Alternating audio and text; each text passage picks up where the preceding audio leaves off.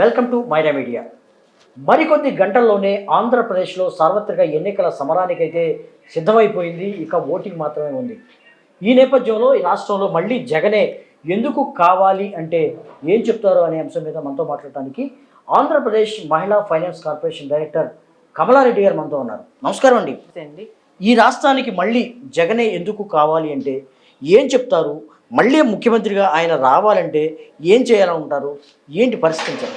గత చరిత్రలో మనం ఎంతమంది ముఖ్యమంత్రులు చూసాం కానీ ఇలా చేసింది ప్రజలకి పేద బడుగు బలహీన వర్గాలకు చేసిన ఇలాంటి ముఖ్యమంత్రి చరిత్రలో మనం ఎప్పుడూ చూడలేదు, ఎక్కడా కూడా చూడలేదు.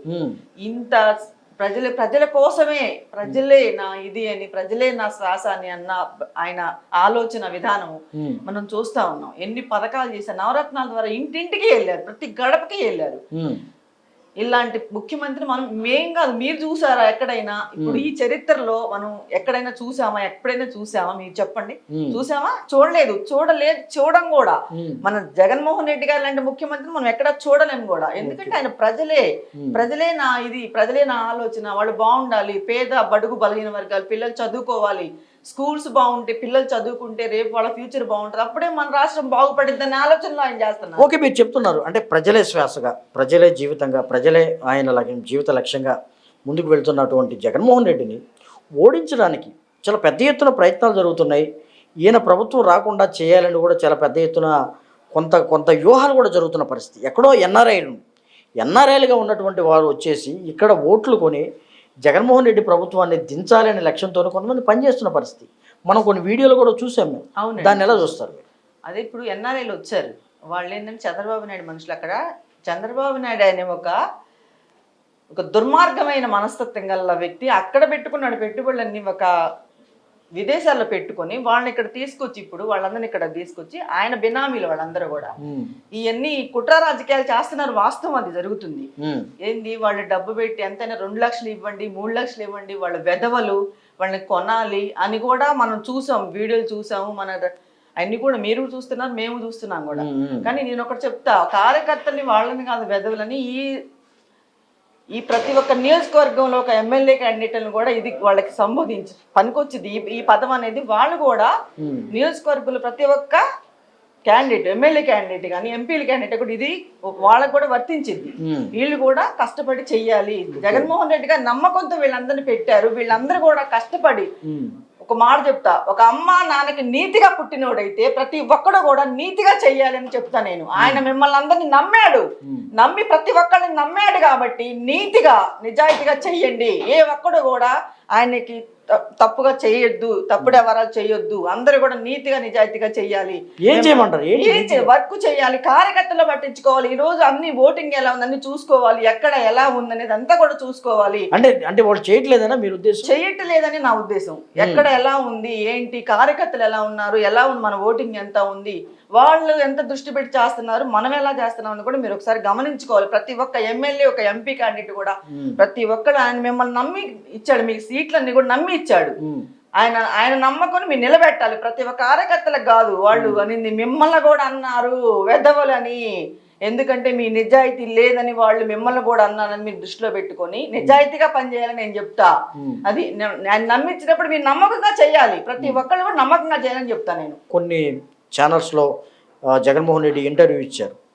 ఉదాహరణకు TV9 అనుకోవచ్చు. ఆయన చెప్పిన విధానం కానీ, ఆయన ప్రజలకు కన్విన్స్ చేసే విధానం కానీ ఎలా ఉందంటారు? మాట్లాడే వాస్తవాలు అన్నీ కూడా మన కళ్ళకు కట్టినట్టు కనిపించాయి. మన కళ్ళకి అది వాస్తవాలు అనేది మనకి అనిపించి మనం చూసాం కూడా. మనం ఎంతో అది అయిపోయేంత వరకు కూడా ఆయన ఇంకా ఏం మాట్లాడతారు అనేది కూడా మనందరం కూడా ఇంకా ఏం మాట్లాడతారు, ఏం వినాలి అనే వాస్తవాలని మన కళ్ళకు కట్టినట్టు చూపించారు. ఆయన చాలా బాగా మాట్లాడారు. కానీ కమలారెడ్డి గారు, మీరు ఒకటి గమనించారో లేదు, ఆ రోజు ప్రసారం అవుతున్న కార్యక్రమాల్లో TV9 యువతల ప్రసారం అవుతుంటే జగన్మోహన్ రెడ్డి ఇంటర్వ్యూ ప్రసారం, అటు ABNలో చంద్రబాబు నాయుడు ఇంటర్వ్యూ ప్రసారం అయింది. అంటే ఎలా ఉందంటారు ఈ పోటీ? నిజంగా దాన్ని కూడా కంపేర్ చేశారు తెలుగు ప్రజలైతే. తెలుగు ప్రజలు ఎంతమంది చూశారు, ఈ టీవీని ఎంతమంది చూశారని కూడా ఆ కంపారిజన్ వచ్చేసింది. ఎలా చూస్తారు అది? అట్లా అది చూసాం కదా, చంద్రబాబు నాయుడు చెప్పి ఎలా ఉన్నాయి, మన మీటింగ్లు ఎలా చెప్పారు అన్ని అబద్ధాలు, ఇప్పుడు పెట్టినవి అన్ని కూడా ఎలా అబద్ధాలు చెప్పారు అలాగనే అనిపించింది ఆయన చెప్పినవి అన్ని. అంటే నేను చెప్పడం కాదు, అందరికి కూడా అలా అనిపించింది, నాకు కాదు, అని చూసిన వాళ్ళు ఉన్నారు, ప్రేక్షకులు ఉన్నారు కదా, చూసిన వాళ్ళు కూడా చెప్తున్నారు. ఆయన ఇవి పెట్టారు కదా, మన పథకాలు పెట్టినవి కూడా లాగానే ఉన్నాయి, ఆయన మాటలు కూడా ఆయన ఈర్ష్య ద్వేషాలతో ఊగిపోయినట్టు ఎలా ఉన్నాయి, ఇప్పుడు మాట్లాడిన సంస్కృతి కూడా అట్లానే ఉన్నది. ఆయన మాటలు అన్ని కూడా అవాస్తవాలు, ఆయన ఎవరిని నమ్మరని కూడా అందరూ చెప్పుకుంటా ఉన్నారు. ఎలక్షన్ ప్రచారం కూడా మరికొద్ది గంటల్లోనే ముగియబోతుంది, ఓటింగ్ కూడా మరికొన్ని గంటల్లోనే రాబోతున్న పరిస్థితుల్లో ఏంటి అసలు ఈరోజు జరిగినటువంటి మంగళగిరి ప్రచారం, ఎన్నికల ప్రచారానికి వచ్చారు జగన్మోహన్ రెడ్డి, మీరు కూడా వెళ్ళినట్టున్నారు, ఎలా ఉంది? సీఎం జగన్మోహన్ రెడ్డి గారు కూడా బాగా స్పీచ్ బాగా ఇచ్చారు, అదే చెప్పారు, మీరు అన్ని కూడా పథకాలు అన్ని ఇంత ముందు పెట్టినవి కూడా చేయలేదు మీరు.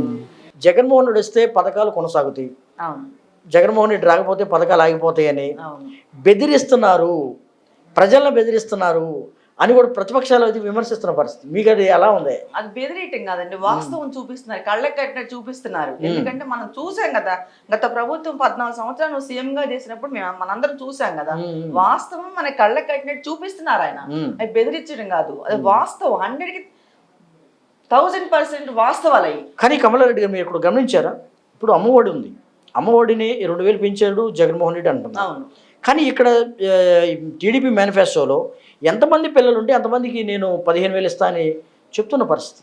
అంటే దేనికి ఎక్కువగా ఆకర్షణ అవుతారనుకుంటున్నారు, ఏది ఆకర్షణీయంగా ఉందనుకుంటున్నారు? ఇప్పుడు ఆయన చెప్పిన ఆకర్షణీయం అంటే అదే ఉంది, టీడీపీ చెప్పింది ఉంది, కానీ అబద్ధాలని తెలిసిపోతుంది కదా, ప్రతి ఒక్కరికి తెలిసిపోతుంది. ఎందుకు నువ్వు చేయలేదు కాబట్టి, ఇంతకుముందు నువ్వు చేసి ఉంటే నిన్ను నమ్మేవాళ్ళు, నువ్వేది చేయలేదు, 600 హామీలు ఇచ్చావు, నువ్వేం చేసావు, ఏం చేయలేదు. చెప్పినవన్నీ సీఎం జగన్మోహన్ రెడ్డి గారు చెప్పనే కూడా చేశారు, చెప్పనివి కూడా ఆయన చేశారు, మనం అడగలేదు, అడగని కూడా చాలా చేశారు కాబట్టి ఈ అమ్మఒడి అనేది మన నమ్మకం, చూసే ప్రజలకు కానీ అక్క చెల్లెళ్ళకి కానీ అన్నదమ్ములకు కానీ ఇప్పుడు మనతో ఉన్న సమాజంలో అందరికీ కూడా ఇది ఒక నమ్మకం. కానీ జగన్మోహన్ రెడ్డి చెప్తున్నాడు ప్రతి పదే, ఇదిగోండి టీడీపీ మేనిఫెస్టో ఏదైతే ఉందో ఉమ్మడి మేనిఫెస్టో అమలు సాధ్యం కాదు, లేకపోతే ఇంత ఆర్థికంగా ఎక్కడా లేదు, తీసుకురాలేమని కూడా చెప్తున్నారు. ఇది ప్రజల్లోకి వెళుతుందా మామూలుగా? అంటే ప్రజలు అర్థం చేసుకుంటారు, ఎందుకంటే ఆయన చేశారు, పథకాలు చేశారు, మళ్ళీ చేస్తారు. ఈయన జగన్మోహన్ రెడ్డి గారు చేశారు, చెప్పని కూడా చాలా చేశారు, అన్ని అడగల మనం అడిగాం, అడగని కూడా చేశారు. మీరు కూడా ఎన్నికల ప్రచారానికి వెళ్తున్నారు, అప్పుడు ఈ రెండింటికి ఏదైతే ఉందో వైఎస్ఆర్సీపీ మేనిఫెస్టో టీడీపీ మేనిఫెస్టోని కంపేర్ చేస్తూ ఎవరైనా మిమ్మల్ని క్వశ్చన్ చేయడం జరిగింది? చేశారు, మేము కూడా చెప్పాము, ఇట్లా కాదమ్మా మీరు చూస్తున్నారు కదా, ఈ 5 సంవత్సరాల పరిపాలన ఎలా ఉంది, 14 సంవత్సరాల పరిపాలన ఎలా ఉంది, మీరు చూడండి, ఒకసారి చూసుకోండి, మంచి ఎవరు చేశారు, మీకు మేలు ఎవరు చేశారు. ఇప్పుడు మీ పిల్లల స్కూల్లో అమ్మఒడి వేశారు, అన్ని ప్రతి రైతు భరోసాలు తీసుకొచ్చారు, మామూలుగా విలేజ్ క్లినిక్లు తీసుకొచ్చారు ఊర్లోకి, అన్ని ప్రతి ఒక్కటి కూడా ఇప్పుడు దిశ యాప్ అని అది తీసుకొచ్చారు. చాలా ఇట్లా చెప్పుకుంటా పోతే చాలా, జగనన్న తోడు, వసతి విద్యాదేవినని, ఆరోగ్యశ్రీలు పెట్టారు, రాజశేఖర రెడ్డి గారు, ఎన్ని కూడా అసలు. ముఖ్యంగా మహిళలు ఎటువైపు మొగ్గితే ఇటువైపు మద్దతు ఇస్తే ఆ పార్టీ అధికారంలోకి వస్తుందంటున్నారు. మీరు ఒక మహిళగా చెప్పండి, మహిళలు ఆంధ్రప్రదేశ్లో ఏ దిశగా పయనించే అవకాశం ఉందనుకుంటున్నారు? 100% మహిళలు అంటే ఇలా మా అన్న అని అందరూ కూడా, మా జగన్ అన్న మేము ఎంతమందిని అడుగుతా ఉన్నాం, మా అన్నని మేము మర్చిపోము, మాకు ఎంత మెయిల్ చేశారు. ఇప్పుడు జెంట్స్ ఇంతకుముందు జెంట్స్ని ప్రతి ఒక్కళ్ళు కూడా జెంట్స్ని అడగాలి, ఏదైనా తెచ్చుకోవాలన్నా అది పోయింది, ఇప్పుడు వీళ్ళని అడిగే పరిస్థితి వచ్చింది, వచ్చేసింది. ఇప్పుడు వీళ్ళని అడిగి తీసుకునే పరిస్థితి వచ్చింది జెంట్స్ దగ్గర. ప్రతి ఒక్కళ్ళు చిన్న చిన్న బిజినెస్లు పెట్టుకున్నారు, కూరగాయలు పండ్లు కానీ మిషన్స్ కానీ ఏదైనా వాళ్ళకి తగ్గ తోచింది. మామూలు చదువుకున్న పిల్లలు ఉంటే మామూలు మెడికల్ షాపులు పెట్టుకున్నారు, ఇలా మేము చాలా మా కళ్ళ ముందు ఉన్నాయి.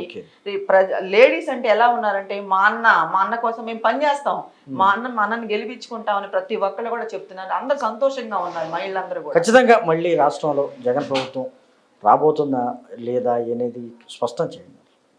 100% జగన్మోహన్ రెడ్డిగా ప్రమాణ స్వీకారం చేస్తారు, ఎందుకంటే ఆయన చేసిన పథకాలు అలాంటివి, ఆయన ప్రతి ఒక్కళ్ళు ప్రతి ఇంటికి వెళ్ళే ప్రతి ఒక్క చెల్లెమ్మ గుండెల్లో అక్క గుండెల్లో ఉన్నారు ఆయన.